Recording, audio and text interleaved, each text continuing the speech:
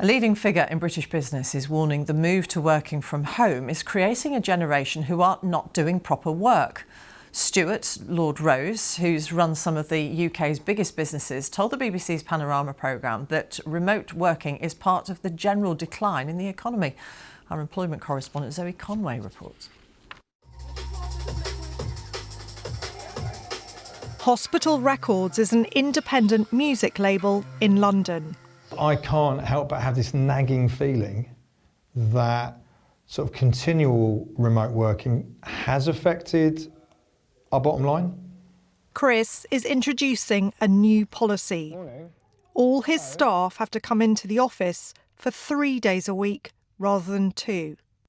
You know, I firmly believe that the music industry is all about relationships. And so the one single way to really, for any of us, to be able to build those kind of meaningful relationships is to do it in person.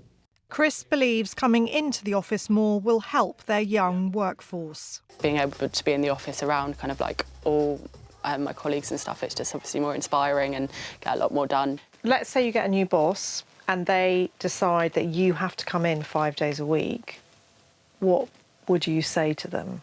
I wouldn't be able to be in the office 5 days a week because my social battery drains and I need to sometimes be just at home and just like to smash out loads of admin, for example. Like Maya, 26% of people hybrid work, while 13% work remotely all of the time. Working from home is becoming an increasingly divisive issue. We are going to school. Ed is an IT manager at the Office for National Statistics and works almost entirely from home. It's just far easier to be able to wake up and get the children to school and nursery and then come back and start work fresh, get my best quality hours of work done rather than wasting them spending an hour commuting into the office. He and other civil servants have been asked to come back to the office for 2 to 3 days a week.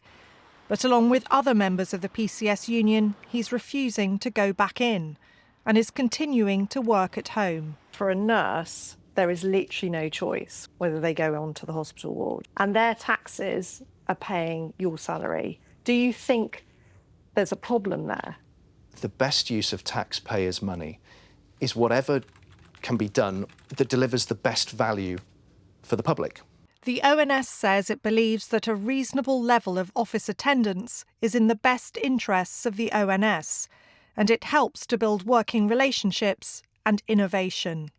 Now many businesses are pushing back on working from home. Household names like Boots, Sports Direct and Amazon have called their head office staff into work every day.